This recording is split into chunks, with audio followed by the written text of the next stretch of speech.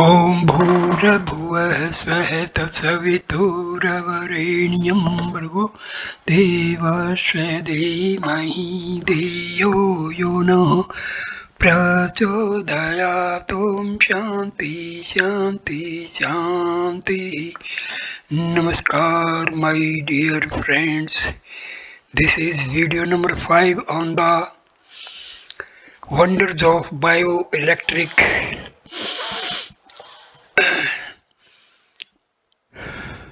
energy.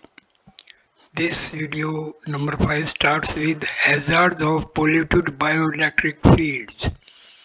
Promiscuity or having sex with a prostitute is like tasting the food left over on a plate and licked by many dogs.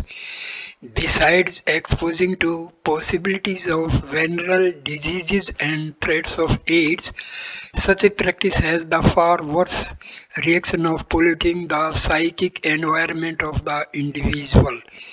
A contagion of mind from a polluted mind is much more harmful than contracting a disease physically. A prostitute or promiscuous individual is fully aware of the immortality of the sexual act and the bioelectric field of the body of a person who, knowing the consequences, deliberately commits a sin is extremely vicious and injurious for psyche. Besides, the field of the area inhabited by such person too becomes polluted. Entering such polluted area, none can escape its harmful influence. All clients of prostitutes are immoral persons. Each customer leaves a part of his sin with her. In this way, the idiosphere of the prostitute and her residence becomes a storehouse of sinful thoughts of many criminals.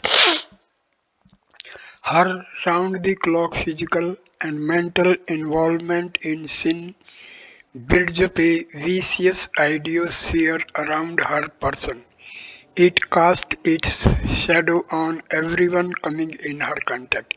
Once caught in this idiosphere, one finds it difficult to escape from it and becomes an addict. Places of ill repute such as brothels, cheap bars and casinos frequented by anti-social elements have idiospheres intensified by negative influences of idiosphere. The vicious idiosphere attracts and compels the new entrant to conform to this hellish environment maximally. As a result, an innocent, upright person degrades into immortality and is doomed to suffer the hellish punishment due to a sinner throughout life. Adultery, free sex, and cohabitation with a prostitute are fraught with apprehension of social castigation and stigma. The possibility of being caught creates an anxiety divesting sex of its natural pleasure. Besides, the constant fear of detection constantly lurking in mind creates a chaos in physical and mental health. Chapter 20. Protect your child from bioelectric shocks. A child falling sick soon after being looked at by someone with longing eyes, nazar lagna, demonstrates the harmful aspect of bioelectricity. When one looks at a person with unperturbed concentration, the sight develops strong potential to influence others. Staring longingly to produces the same effect. A lovely, smiling, sweetly smattering, playful child naturally attracts the attention of onlookers. Some individuals have a natural temperament of staring at good things with penetrating, Longing eyes. The gaze of such persons often harms the child even if they look at a child casually, especially if they have vicious, greedy, or selfish mentality. When childless parents, craving for their own offspring, look at a child, their sight usually gives a bioelectric shock to the latter. Staring with longing tends to attract the object being looked at. A wife staring at her husband going away from her for a long period of separation makes him feel restless throughout the journey. Sometimes this biomagnetic attraction is so strong that it forces the husband to break journey or even return back home. In ancient times in India, the consorts of soldiers traditionally bid farewell to their husband, proceeding to battlefronts by applying a vermilion mark tilak on the forehead of their husbands. Apparently, it was an expression for encouragement and good luck, but actually, it was meant to bring their husband back by creating a force of biomagnetic attraction. In an earlier chapter, it has been discussed how prolonged strong concentration associated with deep emotional involvement develops paranormal forces, making interactions with distant objects possible. Returning back to the topic of harmful effects of bioelectricity on children, it has been found that when a grown up person stares at a child with longing, a large amount of bioelectric charge is suddenly drawn out from the tender idiosphere of the child. As a consequence, unable to withstand the shock of sudden loss of bioenergy, the child falls sick. Therefore, if a child suddenly becomes sick without any earlier indication, it is believed to be the effect of a shock received from some longing eye. We men in India have known this phenomenon since ancient times. They are also familiar with the methods of prevention and treatment of such bioelectric shocks. Children in India are traditionally made to wear several types of talisman in the neck. These serve as some sort of lightning conductor for the protection of the child. There is a simple method to treat a child suffering from a bioelectric shock. Drinking water or milk by the victim in which a piece of red hot steel has been dipped neutralizes the harmful effect of the shock. Putting a dark spot on the forehead, tying a black thread around the neck or hand, or drinking milk of a black goat too is believed to serve this purpose. However, it does not mean that for protection, children are required to be quarantined in their homes, denying people the pleasure of hearing their sweet, innocent gibberish. It would be unfair to deprive people of the heavenly pleasure of a children's company. Nevertheless, there is no justification in hazarding the vitality of a child for the sake of one's amusement. Whatever is being advocated here need not shock or irritate the reader, nor should this writer be blamed for being an overly enthusiastic preacher. There is no wisdom in deliberately ignoring a bitter truth. Rather, there is a greater danger in keeping this phenomenon a secret, lest it scares the common man than making it common. The only purpose of these expositions is to make the people aware of the need to protect their children from harmful effects of negative bioelectricity. There is absolutely no harm in casually speaking to children or playing and fondling them. They are harmed only when one stares at them with longing eyes. In longing eyes are hidden such cravings. Why didn't I have such a beautiful child? A permanent company of this child will make my life heavenly. What an enchanting face the child has. God, please bless me with such a baby. Such emotions are neither vocalized nor deliberately evoked. Nevertheless, want creates in the subconscious mind such desires which remain suppressed for a long time. Sometimes these desires are so subtle that the thinker is hardly aware of them. There is great power in a penetrating eye. The penetrating gaze of some carnivore even mesmerizes their prey into inaction. Prolonged craving for having their own offspring make the bioelectric waves of such desires in the childless couples potentially strong. While looking at a child with such a feeling activated in their conscious or subconscious mind, they may give a great physical shock to a child. Holy men and women and recluses who do not harbor a desire to have an offspring do not have a sinister sight. There also are couples who do not have any child but are not longing for one because of their attitude and matured understanding the law of destiny. Their looks or company would not cause any untoward bioelectric effects on any child.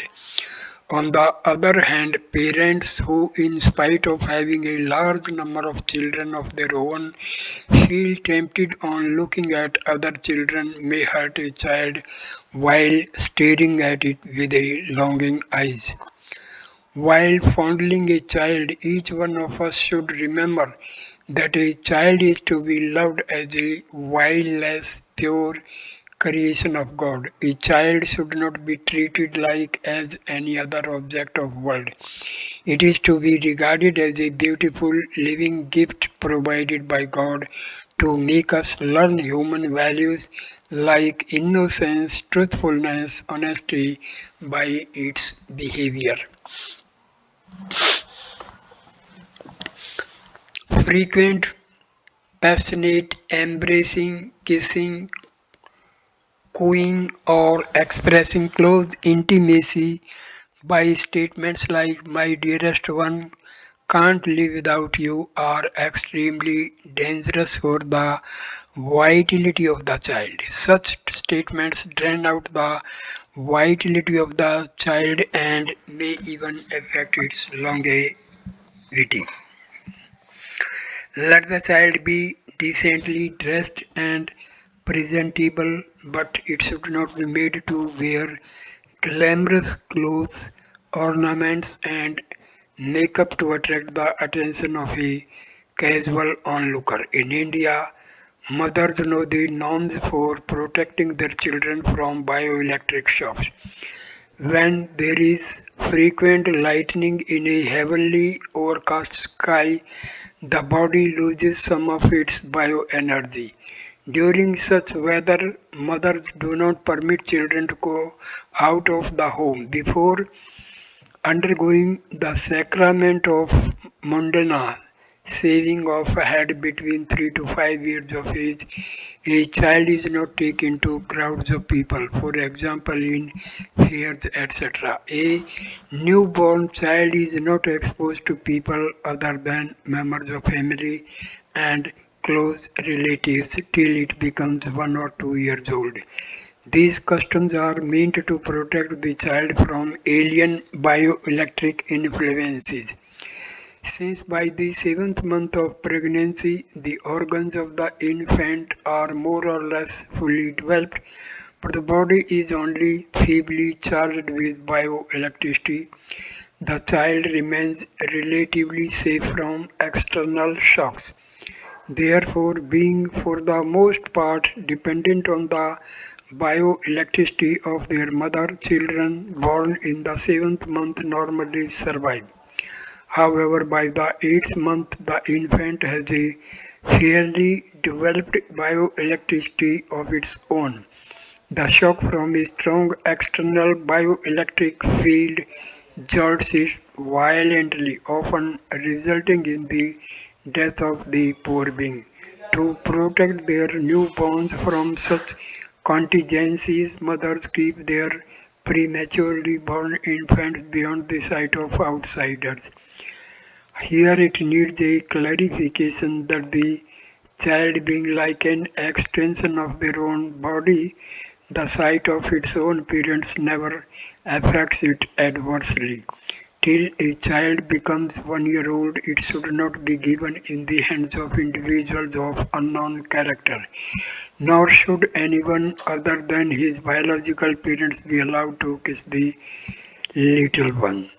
If a wet nurse having bad traits, temperament, or health breastfeeds an infant, the latter cannot escape inhibitions of her deficiencies in the subconscious mind through her milk, unless eradicated in some way through sacramental rites, company of noble persons, or grace of a saint.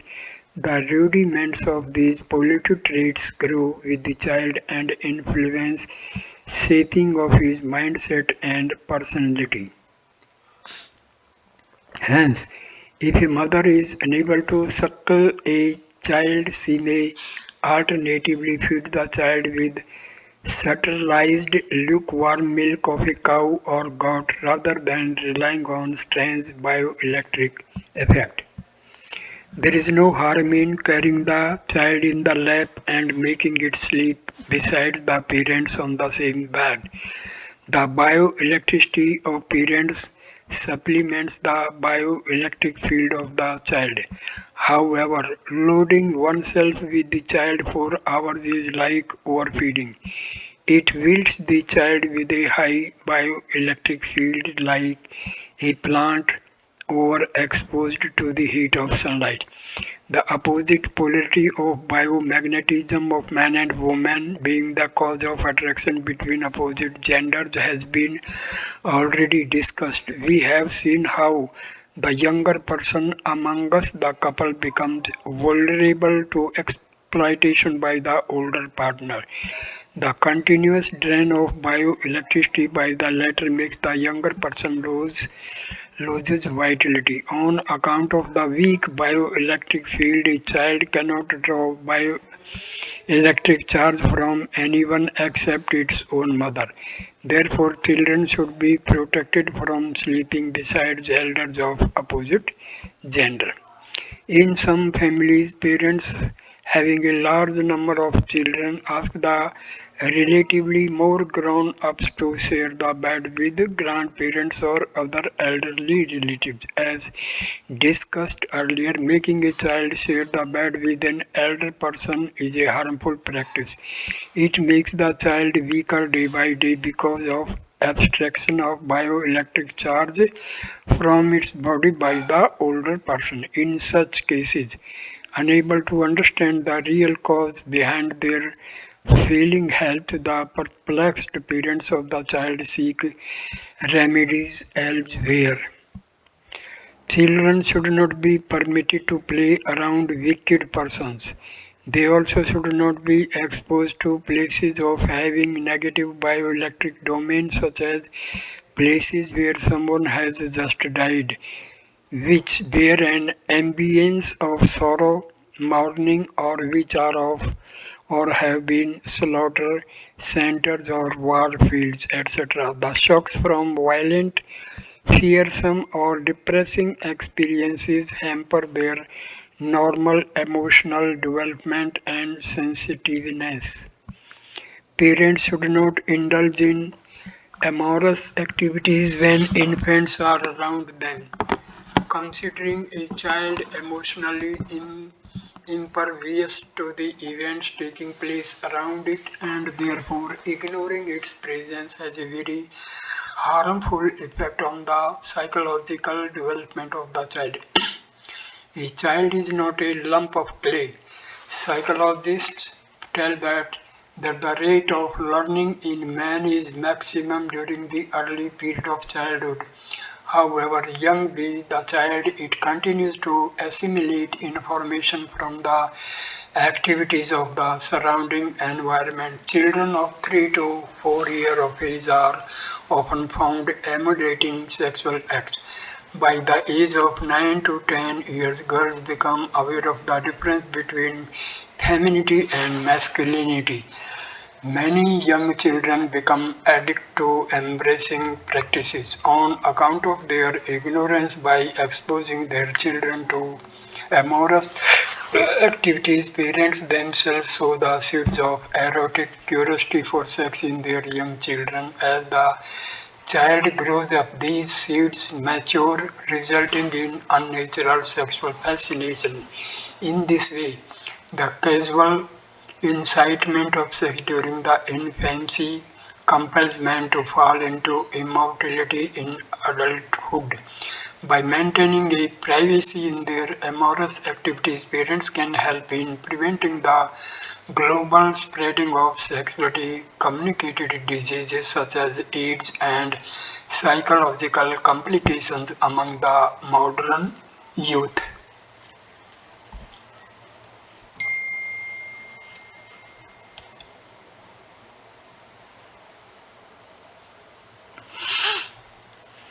Chapter 21.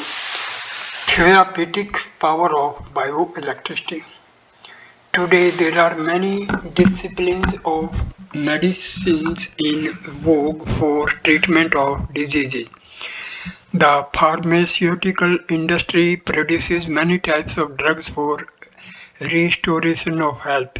Some of these drugs are costlier than silver, gold, even priced more than precious stones.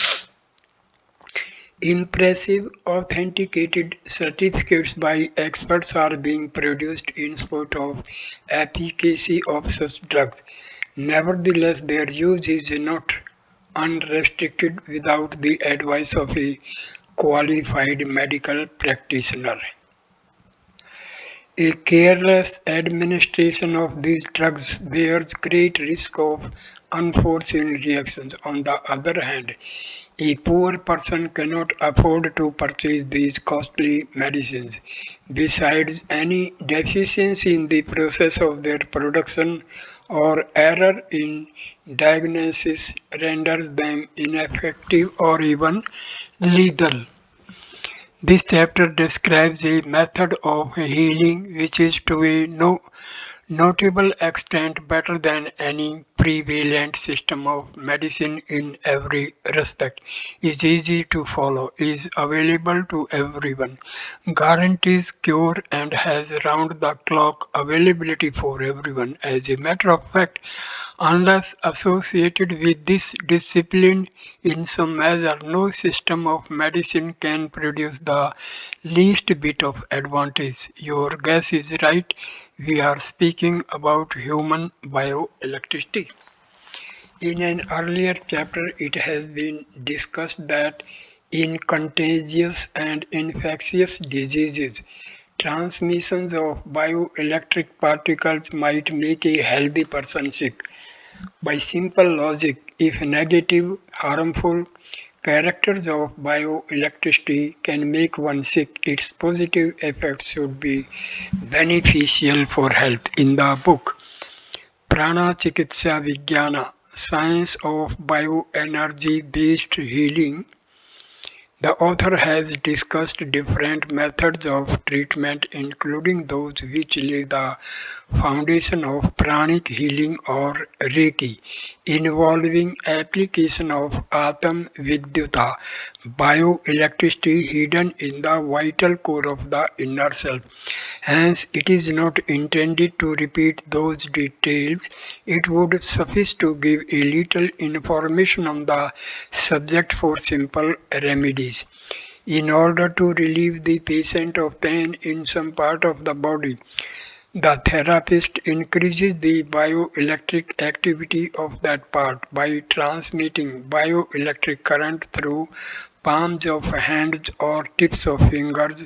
Since being better conductor of bioelectricity, These have greater curative capability. Greater the bioenergy level of the healer, the more intense and faster would be the effect. In the ancient Unani,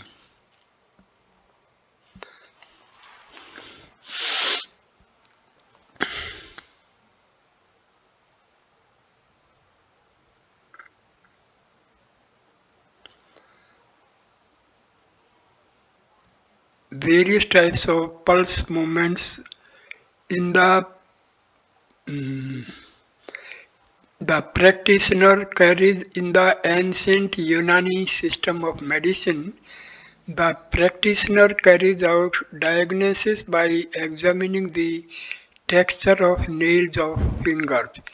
Practitioners of Ayurveda diagnose the disease by sensing the nature of pulse in the wrist. Various types of pulse movements identified in the Ayurveda are due to the difference in frequencies of bioelectric current in the blood flowing through body. To relieve pain in the stomach for a pain, uneasiness or any other disorder felt in stomach, a healthy person should rub palms of his hands and move these on the affected part of abdomen of the patient repeatedly in a circular anti-clockwise motion. Within a short time, the energy level of that part will increase. Consequently, the circulation of blood will also increase, providing relief. To alleviate headache, a healthy person should intensify his own bioelectric current by rubbing his hands and then press the head of the sufferer lightly with one or both hands. Relief from pimples, sprain, itching, or inflammation in any part of the body. Caressing, soft patting with palms or tips of fingers provides relief. In this way, the healing particles of bioelectric current in the affected part get intensified and the clots restricting the free flow of current and thus creating discomfort are neutralized. Relax the tired muscles. In India, preventive care or strengthening of the muscles by bioelectricity is a traditional household practice, popularly known as massaging. When a person gets physically tired, intermittent pressing by clasping with hands and fingers all over the legs and arms relaxes and energizes the muscles. Similar is the effect of massaging the back and neck. Massage as a means for enhancing bioelectric activity. Wrestlers are aware of efficacy of massaging in relaxing muscles.